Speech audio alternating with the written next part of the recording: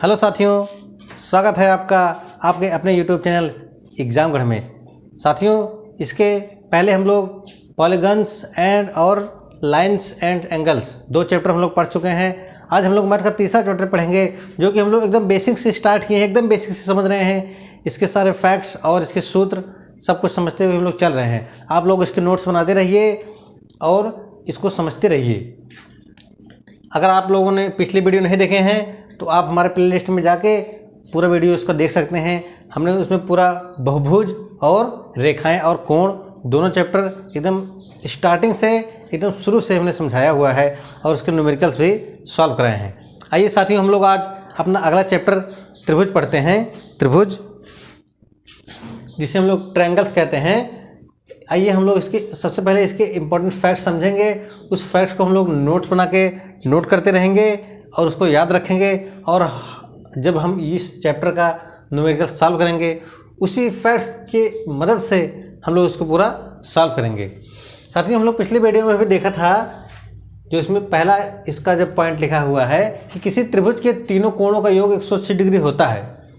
किसी त्रिभुज के तीनों कोणों का योग 180 डिग्री होता है, ये हमने पिछली वीडियो में भी देखा था। और अगर आप लोग कंपटीशन एग्जाम की तैयारी कर रहे हैं तो आप लोग भी इसको जानते ही होंगे।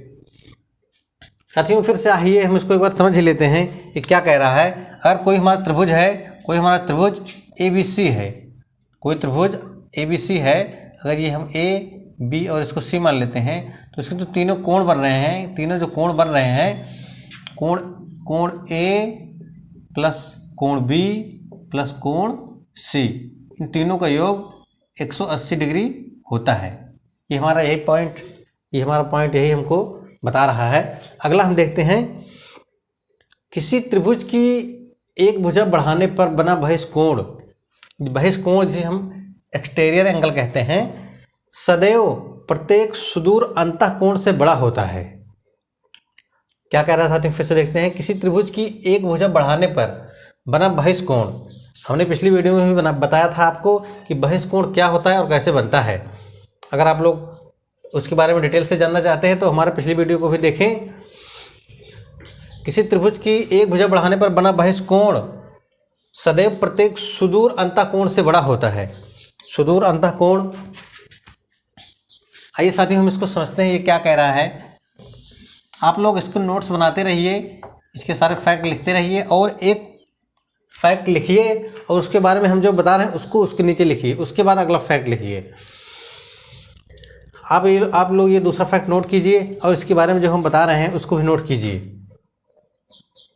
साथियों, मान लेते हैं हमारे पास एक त्रिभुज है ABC एक त्रिभुज है, और ये कह रहा है कि एक भुजा बढ़ाने पर बना बहिष्कोण, हमने इसका एक भुजा बढ़ा दिया और इस प्रकार से ये हमारा बहिष्कोण बन गया। पिछली वीडियो में भी हमने देखा था बहिष्कोण ऐसे ही बनता है, और अगर हम इस भुजा को आगे बढ़ाएंगे और इस भुजा को आगे बढ़ाएंगे, इस भुजा को आगे बढ़ाएंगे, तो ये वाला बहिष्कोण बनेगा, और इस भुजा को जब आगे बढ़ाएंगे तब ये वाला हमारा बहिष्कोण बनेगा। और आइए साथियों देखते हैं कि बना बहिष्कोण, जो ये हमारा बहिष्कोण बन रहा है, मान लो अगर इस पॉइंट को हम D मान लेंगे तो हमारा जो कोण बन रहा है ACD, कोण जो ACD बन रहा है, कोण ACD, ये कोण जो हमारा ये कोण बन रहा है और ये कोण, इन दोनों में से प्रत्येक कोण से बड़ा होता है। प्रत्येक सुदूर मतलब दूर, इससे जो दूर है, प्रत्येक सुदूर अंतःकोण से बड़ा होता है। कहने का मतलब कि कोण ACD हमारा बड़ा कोण है। किस कोण से बड़ा है? कोण BAC से बड़ा है हमारा कोण। जो हमारा कोण BAC है, कोण ACD बड़ा है। किससे बड़ा है? कोण BAC मतलब इस कोण से बड़ा है। और इसको ऐसे भी कह सकते हैं कि कोण ACD बड़ा है। किस कोण से बड़ा है? बड़ा है कोण ABC, इस कोण से भी ये बड़ा है। साथियों, आप लोग ये पॉइंट नोट कीजिए, उसके बाद ये हमारा ये फैक्ट, ये फिगर बना के ऐसे नोट कीजिए। आइए हम देखते हैं अगला पॉइंट।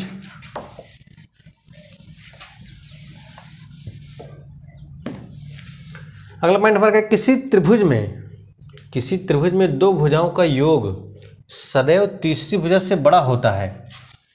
दो भुजाओं का योग सदैव तीसरी भुजा से बड़ा होता है। साथियों मान लो हमने कोई त्रिभुज बनाया, अगर ये हमारा 3 सेंटीमीटर है, ये 4 सेंटीमीटर है, और इसको हम मान लेते हैं, या 5 मान लें या 6 मान लें,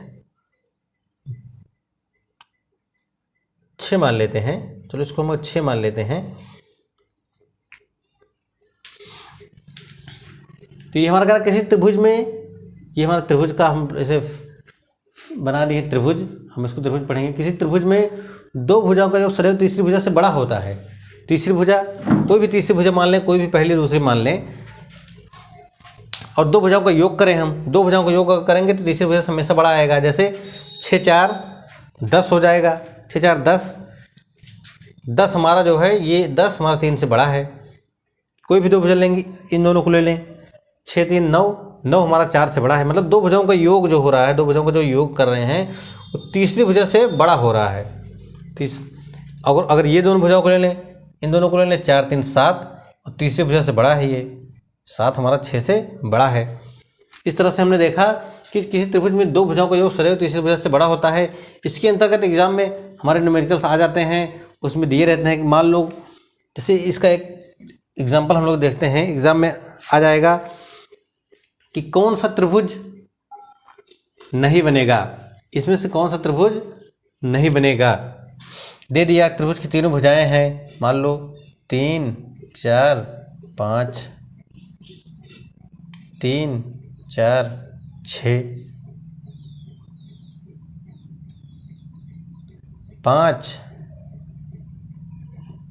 5 8 11, और अगला दे दिया हमारा ये चारों विकल्प है। मान लो हमको पूछ लिया कि कौन सा त्रिभुज नहीं बनेगा। हम ये बताना चाह रहे हैं कि जो ये पॉइंट जो हम बता रहे हैं, इसके अंतर्गत सवाल हमारे कैसे पूछे जा सकते हैं। और हमारा अगला विकल्प हो गया 3 4 8। हमसे एग्जाम में पूछ लेगा कि इसमें से कौन सा त्रिभुज नहीं बन सकता। तो हमको इस पॉइंट के अंतर्गत ध्यान रखना कि दो भुजाओं का योग सदैव तीसरी भुजा से बड़ा होता है। तो हम देखते हैं, दो भुजाओं का योग किए, तीसरी भुजा से बड़ा हो गया। दो भुजाओं का योग तीसरी भुजा से बड़ा हो गया। दो भुजाओं का योग किए, कोई भी दो भुजा ले सकते हैं, उसमें से जरूर नहीं है कि हम यही दो भुजा लें। दो भुजाओं का योग तीसरी से बड़ा हो गया, ये दो भुजा ले ली, मान लो इसमें दो भुजाओं का योग तीसरी से बड़ा हो गया, इसमें ये दो भुजा ले, दो भुजाओं का योग तीसरी से बड़ा हो गया। मगर इसमें क्या देखते हैं हम, दो भुजाओं का योग तीसरी से छोटा हो रहा है, दो भुजा का योग 7 ही हो रहा है और तीसरी भुजा 8 है। तो इसका मतलब ये हुआ कि हमारा ये विकल्प हमारा सही हो जाएगा। एग्जाम में हम विकल्प हमसे पूछा, हमसे सवाल में यही पूछा है ना कि कौन सा त्रिभुज नहीं बनेगा। त्रिभुज की भुजाएं दी गई हैं, उसके अंतर्गत पूछेगा कौन सा त्रिभुज नहीं बनेगा, तो हमको पता चल जाएगा ये त्रिभुज हमारा नहीं बनेगा, क्योंकि इसमें दो भुजाओं का योग तीसरी भुजा से छोटा हो रहा है। और हमको हमारा नियम क्या कहता है, किसी त्रिभुज में दो भुजाओं का योग सदैव तीसरी भुजा से बड़ा होता है। आइए साथियों, हम लोग अगला पॉइंट समझते हैं। अगला पॉइंट हमारा, किसी त्रिभुज में दो भुजाओं का अंतर, योग के स्थान पर इसमें अंतर लिया है। किसी त्रिभुज में दो भुजाओं का अंतर सदैव तीसरी भुजा से छोटा होता है। दो भुजाओं का अंतर तीसरी भुजा से हमेशा छोटा होगा। फिर से आइए हम लोग एग्जांपल ले लेते हैं। जैसे हमारा मान लो हमारा एक समकोण त्रिभुज है। अगर कोई हमारा समकोण त्रिभुज है, उसकी एक भुजा 3 है, एक भुजा 4 है, एक भुजा 5 है। तो हम देखते हैं कि दो भुजाओं का अंतर तीसरी भुजा से छोटा होता है। दो भुजाओं का अंतर ले लिए, इसमें से ये लिए अंतर ले लिए, इसका मतलब 5 में से 3 माइनस किए, 2 आ गया, तीसरी भुजा से छोटा हो गया ना। मतलब जो हमारा 2 आ रहा है वो तीसरी भुजा से छोटा है, 2 4 से छोटा ही है 2। कोई भी ले लेते हैं, इसको ले लेते हैं, 4 में से 3 माइनस किए 1 आ गया, और तीसरी भुजा से वो छोटा है। 4 में से 3 माइनस किए 1 आ गया, और वो तो तीसरी भुजा है हमारी, इससे ये छोटा है। चाहे इसको ले लेंगे, 5 में से 4 माइनस करेंगे 1 आ जाएगा, जो तीसरी भुजा है बच रही है हमारी, वही हमारी तीसरी भुजा है, उससे वो छोटा आ रहा है 1। तो साथियों, ये हम देख रहे हैं इसमें, ये इसका रूल है जो इसमें सदैव इसके साथ, सदैव मतलब हमेशा ये इसको फॉलो करेगा। अगर वो इसको फॉलो नहीं करा तो हमारा त्रिभुज नहीं बन सकता। आइए साथियों हम अगला पॉइंट एक समझते हैं। केंद्रक क्या है? केंद्रक, त्रिभुज के अंतर्गत केंद्रक क्या होता है? सेंट्रॉइड इसे इंग्लिश में कहते हैं। किसी त्रिभुज की माध्यिकाओं का प्रतिच्छेद बिंदु उस त्रिभुज का केंद्रक कहलाता है। हमको ध्यान रखना साथियों, इसके अंतर्गत हमको केंद्रक के अंतर्गत 3-4 पॉइंट हमको पढ़ने होंगे, जैसे लंब केंद्र, अंतः केंद्र, पर केंद्र। तो इसलिए हमको सबके बारे में एकदम ध्यान से समझना, नहीं तो कंफ्यूज हो जाएंगे बाद में कि कौन सा पर केंद्र है, कौन सा अंतः केंद्र है, कौन सा लंब केंद्र है। आइए देखते हैं, किसी त्रिभुज की माध्यिकाओं का प्रतिच्छेद बिंदु उस त्रिभुज का केंद्र कहलाता है। त्रिभुज की माध्यिकाएं, जैसे हमने एक त्रिभुज बना लिया,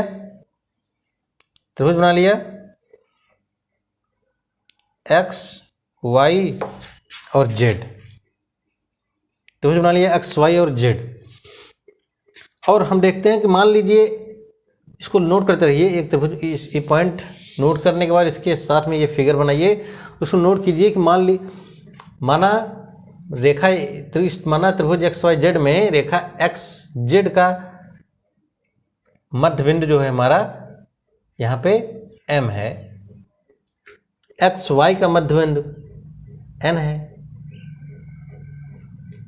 और इसका मध्य बिंदु मान लेते हैं जेड, वाई और जेड जो रेखा है इसका मध्य बिंदु MNO मान लेते हैं, O। और हम इसको मिलाते हैं इसके सामने वाले शीर्ष से, इसको ऐसे मिलाते हैं, इसको ऐसे मिलाते हैं, इसको ऐसे मिलाते हैं।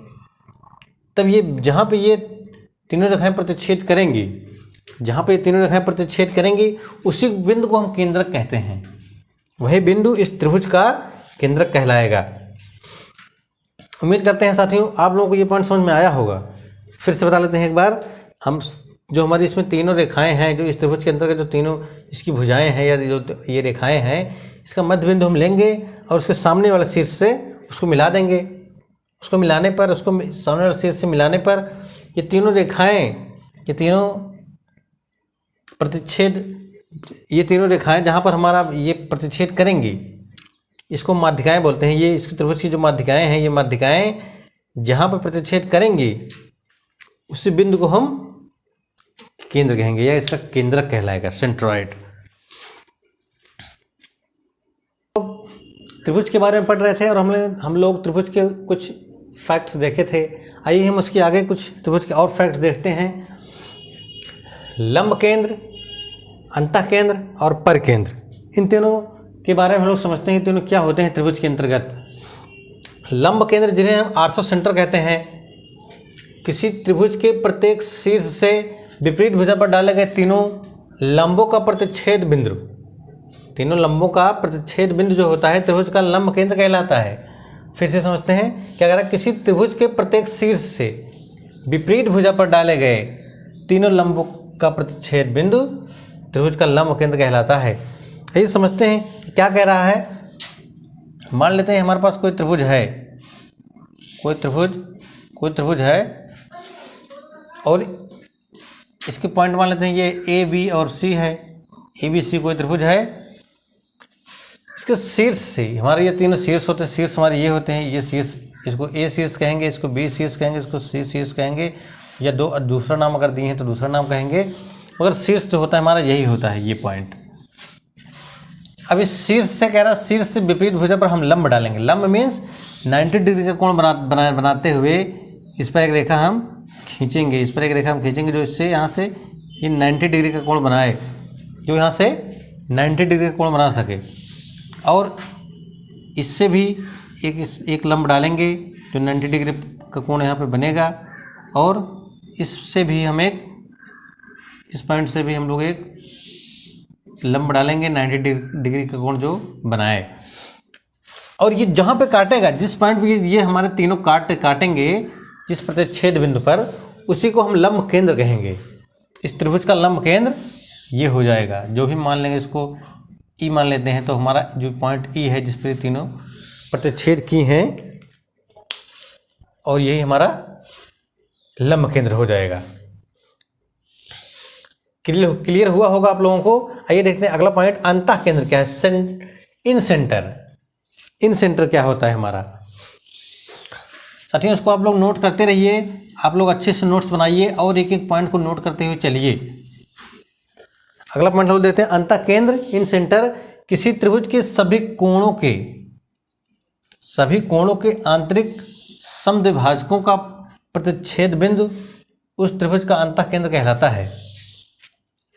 क्या कह रहा है, किसी त्रिभुज के सभी कोणों के आंतरिक समद्विभाजकों, मतलब जो उस कोण को बराबर रूप से समद्विभाजक, जो बराबर रूप से उसको दो भागों में बांटे और उसका प्रतिच्छेद बिंदु जो होगा वही त्रिभुज का अंतः केंद्र होगा। आइए इसको हम लोग समझते हैं फिगर के माध्यम से। जैसे हमारा कोई त्रिभुज है और ये हमारा ए, बी और सी तीन बिंदु हमारे शीर्ष हैं और ये हमारा कोण बन रहा है। कोण, इसको कोण ए कह देंगे, चाहे इसको हम अगर तीन वर्ण के रूप में दिखाते हैं तो कोण बी ए सी कह सकते हैं। इसको, इस कोण को कोण बी ए सी कह सकते हैं, या फिर हम लोग नॉर्मली इसको कोण ए कह देते हैं। तो हमारा जो कोण ए है, कोण ए, ये हमारा कोण बी और ये कोण सी। इस कोण का हम आधा करेंगे। अगर ये हमारा 50 डिग्री का है तो 25 डिग्री ऐसे काटेंगे, 25 डिग्री इधर हो जाए, 25 डिग्री इधर आ जाए, और इसको आधा करते हुए हम इसको आगे बढ़ाएंगे कि कहीं भी जाके मिले, इससे हमसे नहीं मतलब है। हमको सिर्फ मतलब इस कोण से मतलब ये कि कोण का आधा करके हम ले जाएंगे आगे, समद्विभाजक जिसे कहते हैं। इस कोण का भी आधा करते हुए हम आगे बढ़ाएंगे और इस कोण का भी आधा करते हुए हम आगे बढ़ाएंगे। और ये जहाँ पे काटेगा, जहाँ पे ये काटता है, इसी को हम अंतः केंद्र कहते हैं। और इसी अंतः केंद्र से अंतः त्रिभुज अंतः वृत्त बनता है। इसी अंतः केंद्र से अंतः वृत्त बनता है। कहने का मतलब, इसको अगर हम इसको केंद्र मान के और ये यहाँ से यहाँ तक के हम त्रिज्या लेके एक वृत्त बनाएं अगर ऐसे, तो हमारा वृत्त हमारा ऐसे बनता है। इसी को हम अंतःवृत्त कहते हैं। त्रिभुज के अंतर्गत जो हमारा वृत्त बन रहा है इसे अंतःवृत्त कहते हैं। और अंतः केंद्र क्या होता है, इसका जो ये केंद्र है ये अंतः केंद्र है। फिर से समझते हैं साथियों, जो हमारा ये तीनों कोण हैं, इस कोण का अर्धक करेंगे, आधा करते हुए हम इसको आगे बढ़ाएंगे, इस कोण का आधा करते हुए हम आगे बढ़ाएंगे, इस कोण का आधा करते हुए हम इसको आगे बढ़ाएंगे, और ये जहाँ पर तीनों रेखाएं प्रतिच्छेद करेंगी इसी को हम अंतः केंद्र कहेंगे। साथियों हम अगला पॉइंट समझते हैं। अगला पॉइंट पर केंद्र है हमारा। पर केंद्र, सरकम सेंटर, पर केंद्र जिसे इंग्लिश में हम सरकम सेंटर कहते हैं। देखते हैं क्या कह रहा है, किसी त्रिभुज की भुजाओं के लंब अर्धकों का प्रतिच्छेद बिंदु, किसी त्रिभुज की भुजाओं के लंब अर्धकों का प्रतिच्छेद बिंदु। आइए इसका फिगर हम ऊपर ही बना लेते हैं। कोई हमारा त्रिभुज है, इसकी भुजाओं का लंब अर्धक बनाना है हमको। भुजाएं, जो हमारी भुजाएं हैं ए बी सी, हमारा जो त्रिभुज है इसकी जो भुजा है ए बी बी सी सी ए, तीन भुजाएं। तो इस भुजा का हम जब अर्धक करते हैं, किसी भुजा का जब अर्धक करते हैं हम यहाँ से आठ, आप लोग जानते होंगे, अगर नहीं जानते होंगे तो हम लोग यहाँ से लंगड़ा प्रकार से यहाँ आर्क लगाते हैं और यहाँ से भी यहाँ आर्क लगाते हैं, सेम उसी डैश से यहाँ आर्क लगाते हैं और इधर भी आर्क लगाते हैं। इसको यहाँ पर रख के इधर और यहाँ पे रख के इधर, तो ये जहाँ पे काटते हैं और इधर से इधर भी इधर और यहाँ पे इधर, जहाँ पे काटते हैं उसको मिलाते हैं। जब उसको मिलाते हैं तो जिस पॉइंट पे ये काटता है तो ये इस रेखा जो हमारा जो लाइन गया है AC, इसका आधा एकदम मिल जाता है बीचों बीच, इसका आधा। तो इस तरह से हम इस कोण का आधा ज्ञात कर लेते हैं और ये जहाँ हमारा काटेगा वहाँ से हम इसको मिला देंगे, सामने यहाँ ला के मिलाएंगे। इस तरह से इसका अर्धक कर लेंगे, इसका अर्धक कर लेंगे और इसको ला के मिलाएंगे। इस अर्धक से जहाँ भी इसका आधा होगा उससे हम ले जाके इसको मिलाएंगे सामने के शीर्ष से, और इसका आधा करेंगे, इसको इस लाइन का हम आधा करके इसको ले जाके हम सामने वाले सिर से मिला देंगे, सामने वाले सिर से मिला देंगे। और ये जहाँ पे काट रहे हैं, जहाँ पे ये काट रहा है, इसी को हम लोग पर केंद्र कहते हैं, पर केंद्र। और इस पर केंद्र से इस पर केंद्र से हमारे जो शीर्ष होते हैं ये बराबर दूरी पे होते हैं। और इस पर केंद्र के अंतर्गत ही, इस पर केंद्र के अंतर्गत ही हमारा परवृत्त बनता है। किसी एग्जाम में पूछा जाता है ना, किसी हम लोग जब हाई स्कूल में थे, जब हम लोग मैथ्स लिए थे, मैथ का आर्ट में भी आता है ये कि किसी त्रिभुज का परवृत्त बनाइए, किसी त्रिभुज का परवृत्त बनाइए। तो परवृत्त बनाने के लिए पहले उसका केंद्र हमको पता होना चाहिए। कोई केंद्र पता होगा तभी तो उसके चारों तरफ हम लोग वृत्त बना पाएंगे। तो इस तरीके से हमारा ये बनता है। और ये हमारा जिस पॉइंट पे काटता है वो उसको और इसके एक शीर्ष को त्रिज्या मानकर जब हम ये अपना प्रकार घुमाते हैं, अपना लंगड़ा प्रकार घुमाते हैं, तब जाके हमारा परवृत्त बनता है। तो ये हमारा त्रिभुज का, इस त्रिभुज का ये हमारा परवृत्त बन गया। और इस परवृत्त का जो केंद्र है उसी को पर केंद्र कहेंगे। मेरे साथियों, आप लोगों को समझ में आया होगा।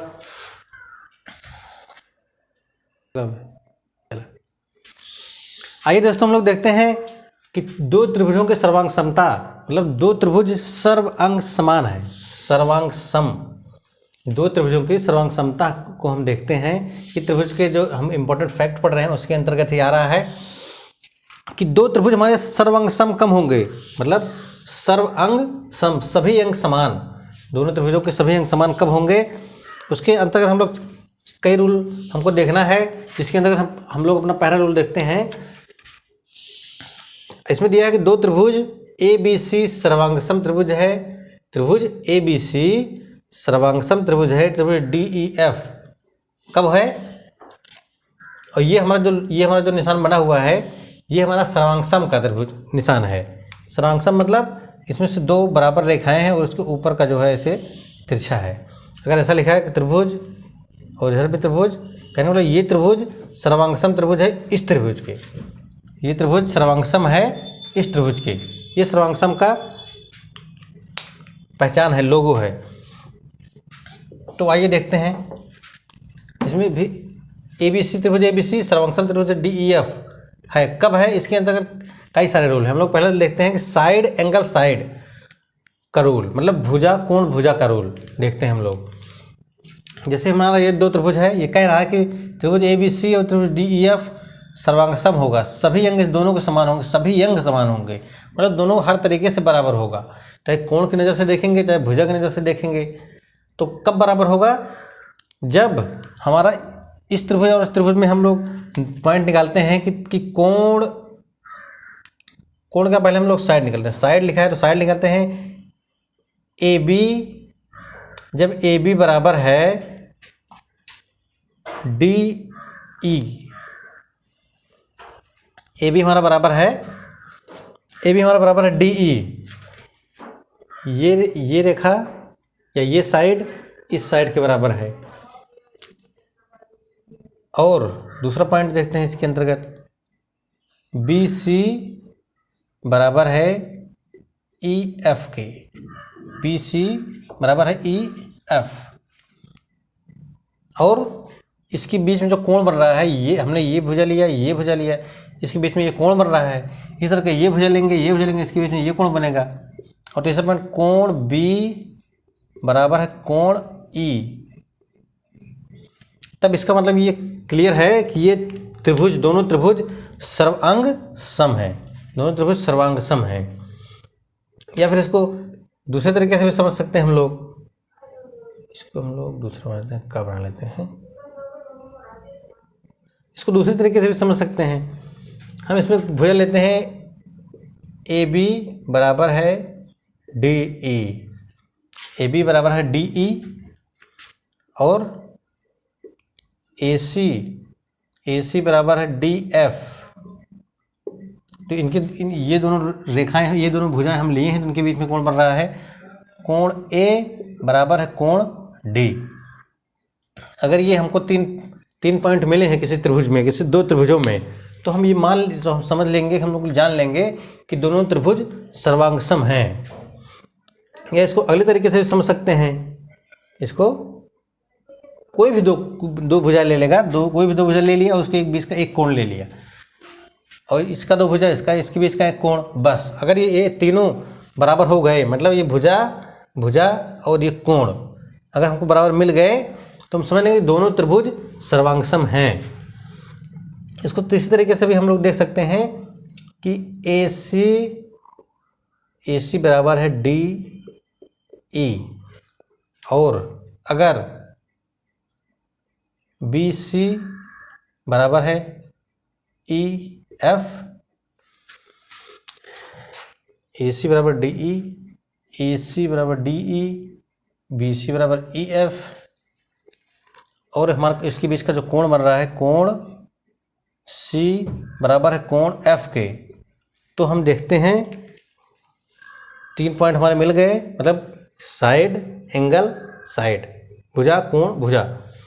तो हमारे ये साइड भी मिल गया, ये साइड बराबर है इसके, ये साइड इसके बराबर है, और ये कोण इसके बराबर है। तो इस तरीके से हम समझ लेंगे कि ये हमारा सर्वांगसम त्रिभुज है। आइए साथियों, हम अगला पॉइंट समझते हैं।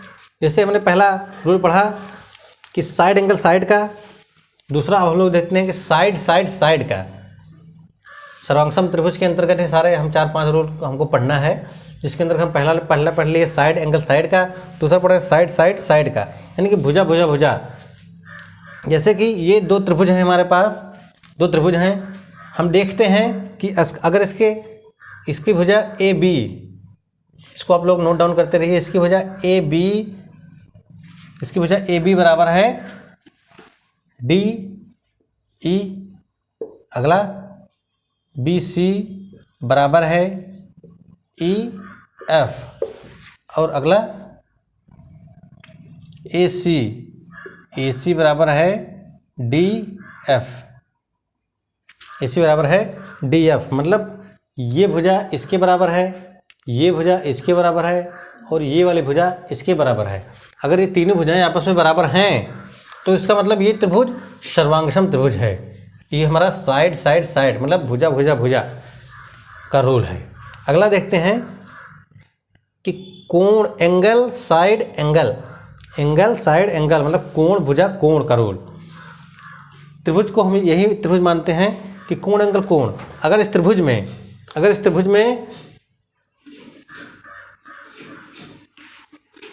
में हमारा पहला कोण, जैसे कोण कोई भी भुजा ले लेंगे, यही ले लेते हैं, कोण A बराबर है कोण D के, कोण D के बराबर है, और ये हमारा कोण हो गया कोण।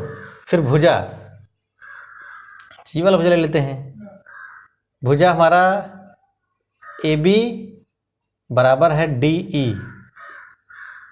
फिर कोण लेंगे हम, कोण ये वाला कोण B बराबर है कोण E के। तो इसका मतलब ये हुआ कि ये दोनों त्रिभुज सर्वांगसम त्रिभुज हैं, दोनों त्रिभुज के सभी अंग समान है, आपस में बराबर हैं। इसका हम अगला पॉइंट, जैसे हमने ये कोण लिया, ये भुजा लिया, ये भुजा और ये कोण और ये कोण। अगर हम चाहें तो इसको दूसरे तरीके से भी समझ सकते हैं। हम इसका ये भुजा ले लेंगे, ये भुजा और ये दोनों कोण। तो इसमें हम दूसरा पॉइंट बना के नोट करेंगे कि कोण A बराबर है कोण D, भुजा AC हमारा बराबर है DF, और कोण C AC, और कोण C हमारा बराबर है A कोण लिया, D कोण लिया, ये भुजा AC DF, और फिर कोण C हमारा बराबर है कोण F के। तो इस तरीके से भी हम देख सकते हैं, अगर हमारा इतना अगर आ रहा है किसी 2 त्रिभुजों में, अगर ये हमारा ऐसा कंपैरिजन करने पर, उनको तुलना करने पर अगर ऐसा आ रहा है, ऐसा अगर हमको मिल गया, तो इसका मतलब वो दोनों त्रिभुज सर्वांगसम त्रिभुज हैं, दोनों त्रिभुजों के सभी अंग समान हैं। और इस त्रिभुजों में इसका जो लास्ट एक पॉइंट और बचा है उसको भी देख लेते हैं। ये भुजा और इस भुजा के जो साइड में जो कोण बन रहे हैं उसको ले लेते हैं। चाहे अगर किसी त्रिभुज में कोण बी बराबर कोण ई, भुजा बी सी बराबर ई एफ, और कोण ले लेंगे कोण हमारा हो गया कोण सी बराबर है कोण एफ। तो इस तरीके से भी हम देखते हैं कि कोण बी बराबर है कोण ई, भुजा बी सी बराबर भुजा ई एफ, और कोण सी बराबर कोण एफ। अगर ये 3 पॉइंट हमको मिल रहे हैं किसी त्रिभुज में, किसी 2 त्रिभुजों में, तो हम उनको सर्वांग त्रिभुज मान लेंगे। आइए साथियों, हम 1-2 पॉइंट और समझते हैं इसके आगे। किसी त्रिभुज में हम लोग इसके पहले सर्वांग समता का रूल पढ़े, उसको हम लोग अच्छे से अध्ययन करेंगे, अच्छे से ध्यान रखेंगे, ताकि आगे न्यूमेरिकल सॉल्व करते समय वो हमको काम देंगे। उसको सब लोग नोट्स बना के नोट करते रहिए। आइए हम आगे देखते हैं। किसी त्रिभुज में समान भुजाओं के सम्मुख कोण समान होते हैं। जैसे हमारा कोई त्रिभुज है, एक त्रिभुज ये है और कोई भी एक त्रिभुज ले लेते हैं। 2 त्रिभुज हैं, इसमें इस कोण के सम्मुख जो हमारी ये भुजा है, इस कोण के सम्मुख जो भुजा है, अगर ये हमारी भुजाएं कह रहा है कि समान भुजाओं के सम्मुख कोण समान होते हैं। कहने का मतलब अगर ये हमारा ए बी सी त्रिभुज है, अगर ये हमारा डी ई एफ त्रिभुज है, और अगर इस त्रिभुज में बी सी बराबर ई एफ है, अगर बी सी और ई एफ दोनों बराबर हैं, तो कह रहा है कि इसके जो सम्मुख कोण बन रहे हैं वो भी समान होंगे। कहने का मतलब अगर ये कोण हमारा x डिग्री है, तो ये कोण भी x डिग्री होगा। समझ में आया दोस्तों। और दूसरा पॉइंट कह रहा है किसी त्रिभुज में समान कोणों की सम्मुख भुजाएं समान होती हैं। अगर ये कोण हमारे समान हैं, दूसरा पॉइंट हमारा क्या कह रहा है कि अगर ये कोण A कोण D के समान है, अगर कोण A कोण D के समान है, तो इसको बोलो इसके सम्मुख जो भुजा है ये और ये दोनों कोण बराबर हैं, तो इसकी जो सम्मुख भुजाएं हैं BC और EF भी बराबर होंगे। समझ में आया। अगर 2 रूल इसमें पढ़े हम लोग ना, अगर ये दोनों भुजाएं बराबर हैं, तो इसके सम्मुख जो कोण बनेंगे वो भी बराबर रहेंगे। और दूसरा पॉइंट उसका जस्ट अपोजिट क्या पढ़े कि अगर ये दोनों कोण बराबर हैं, तो उसके सम्मुख जो भुजाएं बनेंगी वो दोनों भी आपस में बराबर होंगी। उम्मीद है साथियों आप लोगों को समझ में आया होगा। इसके आगे हम लोग सर्वांग समता पढ़ लिए हैं, इसके आगे अभी हम लोग समरूपता पढ़ेंगे। सर्वांग समता और समरूपता में क्या डिफरेंट है उसको भी देखेंगे, और इसको त्रिभुज के सारे पॉइंट्स को हम लोग अच्छे से समझते हुए चलेंगे, ताकि इसकी न्यूमेरिकल हम एकदम इजीली बना सकें। उम्मीद है साथियों आप लोगों को समझ में आ रहा होगा। अगर आप लोगों को ये वीडियो पसंद आ रहा है, आप लोगों को ये हमारा मैथ समझ में आ रहा है, तो वीडियो को लाइक कीजिए और वीडियो को शेयर कीजिए और चैनल को सब्सक्राइब कीजिए। धन्यवाद दोस्तों।